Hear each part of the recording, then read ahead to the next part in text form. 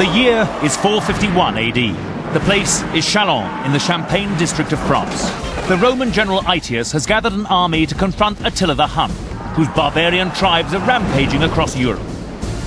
Today, the fate of one of these armies rests with a team of instructors from the Bristol Army Cadet Force, made up of 2 generals. We need to be hitting them here. And 2 lieutenants. They've stopped. Watched by experts and using state-of-the-art technology, the team will refight this battle and attempt to change the course of history. This is Time Commanders.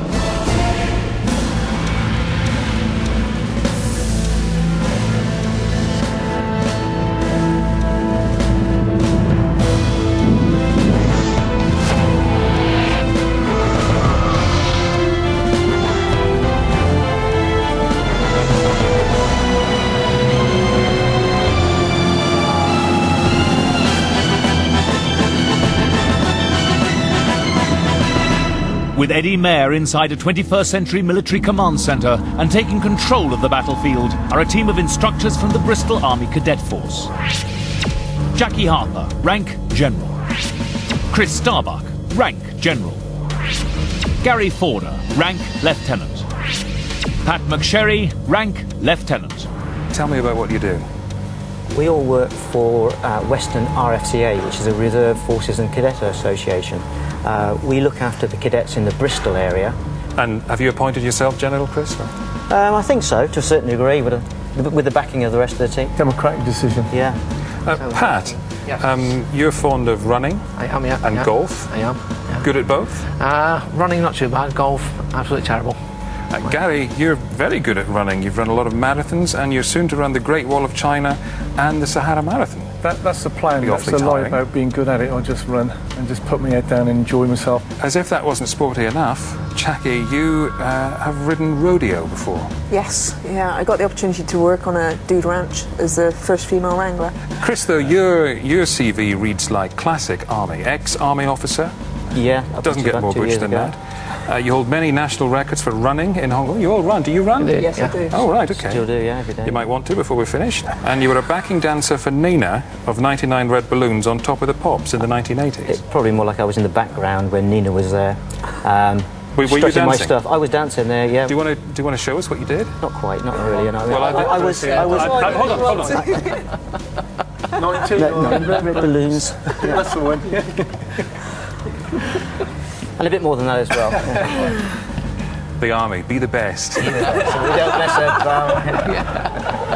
That was very nice. Yeah. Let's find out a little more about the battle you are going to fight. Arik and Sol, historical experts, have been authenticating the battle.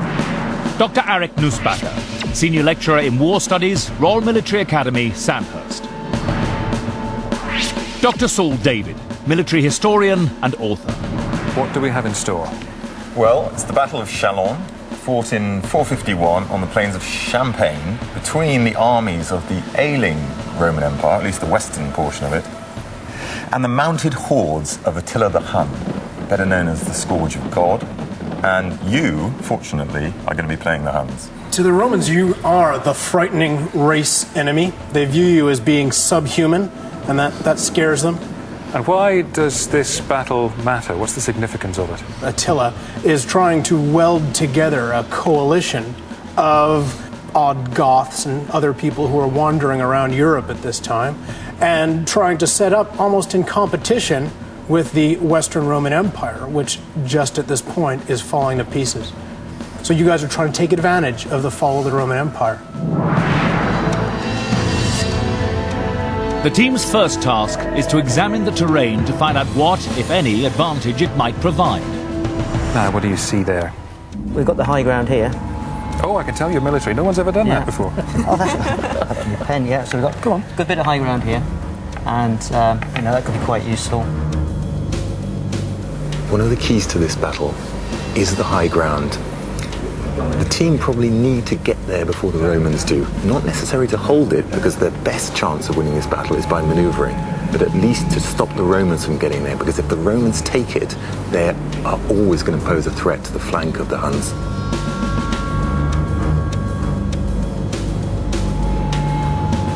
With this flat area as well, Chris, Romans, they like flat ground, don't they? Because of their formations, etc. And we got a lot of high ground there. Jackie, Pat? Any thoughts? No, I think quite good. I think we've got the high ground there. If we can take use of the high ground, it would be useful to us. The Huns have got to deny that bit of vital ground to the Romans. They don't have to hold it. They're a cavalry-heavy army. The Huns can't really hold it. No. It's now the job of the lieutenants, Pat and Gary, to find out about the strength of Attila's Hunnic army and which units they themselves will be commanding. No one represents the unbridled fury and savagery of barbarism as much as Attila the Hun. His army has cut a swathe across Europe and has now turned its attention to the ailing Western Roman Empire. Attila, of course, since this period has had a pretty bad press, and one of the reasons has been that most of the people writing about him were Romans. On the other hand, he was a nasty bit of work. He did lay waste vast areas of Europe. It was said of him, of course, that he was a dwarf. Not quite true, but apparently he did have a dwarf called Zerko that he actually tried to offer to the Roman generals, so it said. He wasn't accepted, I suspect. 1, 2, 3, 4. There's your 5 infantry battalions there. Yeah. In Attila's Hunnic alliance, there are large units of Germanic infantry, effective in supporting his cavalry and disrupting advancing enemy lines. Pat will be commanding these troops. The 2 at the front, I believe, is the heavy cavalry. Pat will also command Attila's heavy cavalry, which was provided by his Gepid allies. These are excellent at the charge and in close quarter combat. We've also got 1 unit of Germanic archers. The final units under Pat's command are the Huns' Germanic archers. They carry axes as well as bows into battle and are aggressive soldiers best used in attack, as their lack of armour makes them vulnerable in defensive situations. At the charge, their brutality in battle is legendary. The general, which I believe is Attila the Hun, he's right at the front. So Attila the Hun... He's right at the front. He's leading them He's through, at is the he? front, yeah. Okay, so Attila's in there. Yeah. Fine. In his day, Attila was known to the Romans as the Scourge of God, and the devastation he caused in Gaul before the Battle of Chalons became a part of medieval folklore. So how will the team match up to his reputation? Gary? Right, Chris, on the left-hand side, I've got approximately 10 units of all-horse archers. Yep. Gary will be in charge of the troops that made Attila's army so feared, the mounted archers. Devastating with rapid arrow fire and short, sharp charges, their great strength is their mobility. Their only weakness is prolonged close-quarter combat, for which they only carry thrusting swords. They're joined by a troop of Hunnic nobles in the distinctive blue uniform of the steppes. Together, this Hunnic army has already laid waste to half of Europe. And well, what do you think of what you found, the 4 of you? What do you think of your own forces? Well, I think Small in numbers. it's a very small in numbers. It's divided up between, it seems, that horsemen with our infantry and bows with some heavier cavalry, but small in numbers. All right. Okay. Small but effective. Small, effective, yeah. Completely outnumbered. Bizarrely, without having seen the enemy troop strength, the team have convinced themselves that they are outnumbered. In fact, the armies are fairly evenly matched. Attila the Hun will be horrified at the team's defensive mentality so early on. Their next job is to discover more about the Roman army they'll face across the battlefield. This is a point where you might want to send out some scouts. Definitely, yeah. You might want to be careful about that. Yeah. Using my little scout group, which I've got, I can get myself scouted in there. For the next stage of information gathering, Gary sends his scouts forward to find out about enemy troop strength. Trying to avoid any form of contact. The Roman general Aetius is one of the most respected generals of the Western Roman Empire. The thing about the Roman commander Aetius is that actually he's got knowledge of the Huns, because as a boy he was held hostage by the Huns. He understands their ways, and this might give him a crucial advantage to understanding how the enemy are going to fight. As the Romans no longer have the numbers of soldiers that had conquered Gaul many years earlier, General Aetius has persuaded several warrior tribes to contribute to his army. With him on the left of his line of deployment is the mainstay of his army, the Roman heavy cavalry, key in defending the infantry flanks.